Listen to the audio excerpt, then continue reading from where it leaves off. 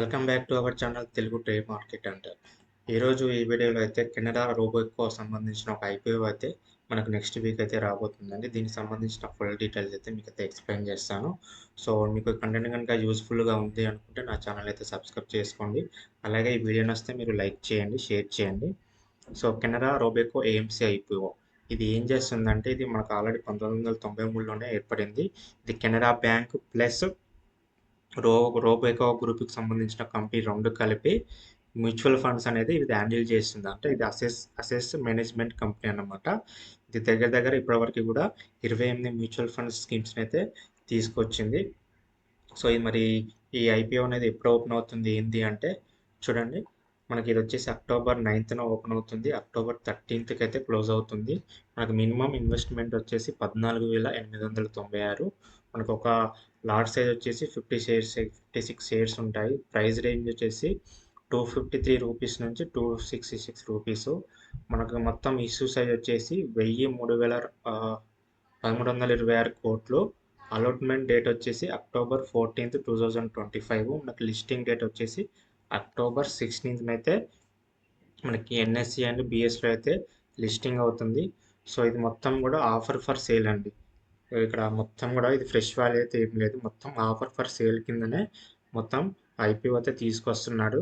మొత్తం ఇది 4,98,54,355 షేర్స్ అయితే మొత్తం ఆఫర్ ఫర్ సేల్ కిందనే ఐపీఓ అయితే లిస్ట్ అవుతుంది. సో ఇది ఒకసారి అయితే మీరు చూసుకోండి. నెక్స్ట్ వచ్చేసి పర్పస్. ఈ పర్పస్ ఏంటిది అంటే ఆర్బీఐ అనేది కొన్ని మ్యాండేట్స్ చేసిందన్నమాట. ఇది banking activities and limit ownership. ఇప్పుడు బ్యాంక్స్ ఉంటాయి కదా, బ్యాంక్స్ అనేది మీకు సంబంధించిన మీ బ్యాంకింగ్ సంబంధించిన పనులు మాత్రమే చూసుకోండి.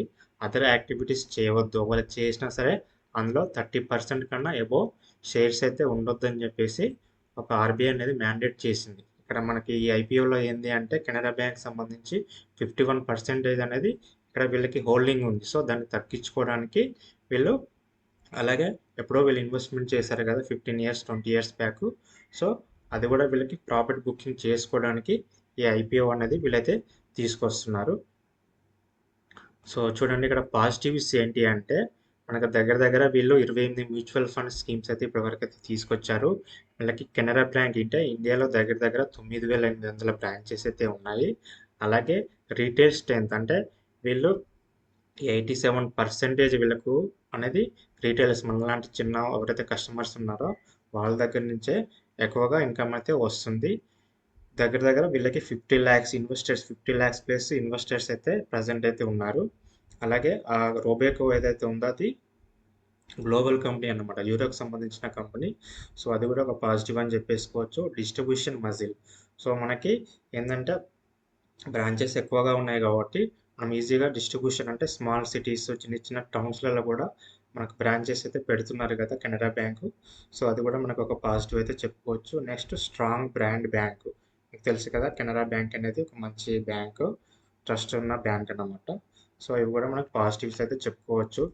నెగిటివ్స్ ఏంటి అంటే ఇది మొత్తం టోటల్ ఆఫర్ ఫర్ సేల్ కింద, అంటే బ్యాంక్ అనేది ఇది వెళ్ళదు, మొత్తం ప్రమోటర్స్కే అమౌంట్ అనేది వెళ్ళిపోతుంది. సో ఇది ఒక నెగిటివ్.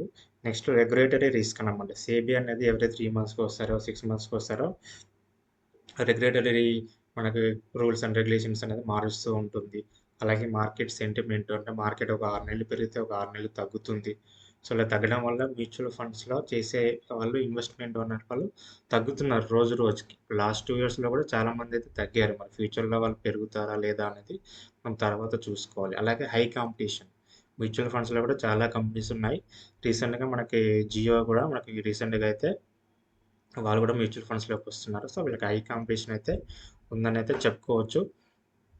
మళ్ళీ వీళ్ళకి సంబంధించిన ప్రాఫిట్స్ చూస్తే కూడా బాగానే ఉన్నాయి. రెవెన్యూ కానీ 23, 24, 25 ఎవ్రీ ఇయర్ కూడా వీళ్ళకి పెరుగుతున్నాయి.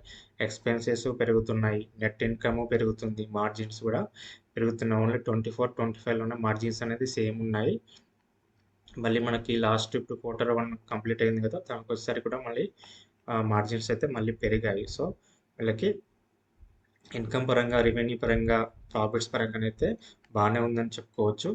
నెక్స్ట్ వచ్చేసి చూడండి, ఇక్కడ రేషియోస్ చూస్తే మీకు ఎబిడేటా కూడా బాగానే ఉంది. మాకు 23 పోలిస్తే 24లో పెరిగింది, 25లో కూడా మళ్ళీ 65 పెరిగింది. ఆర్ఓఈ కూడా బాగానే ఉంది.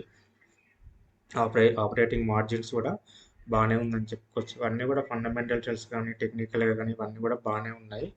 బట్ ఇక్కడ ఇష్యూ ఏంటి అంటే మొత్తం కూడా ఆఫర్ ఫర్ సేల్ కింద తీసుకొస్తున్నారు, అదొకటే. నెక్స్ట్ వచ్చేసి మనకి జిఎంపి వచ్చేసి 30 రూపీస్గా ప్రస్తుతానికైతే నడుస్తుంది. 9%. ఒకవేళ ఇదే ప్రైస్ కనుక గ్రే మార్కెట్లో ఉందనుకోండి, 30 రూపీస్ మన ఆల్మోస్ట్ మనకి 9% ప్రాఫిట్ అనేది వస్తుంది. ఇది లిస్ట్ అయ్యడానికి పెరుగుతుందా తగ్గుతుందా అనేది మనమైతే చూసుకోవచ్చు. సో మీకు కనుక ఈ వీడియో కనుక నచ్చినట్టయితే లైక్ చేయండి, షేర్ చేయండి. Thank you.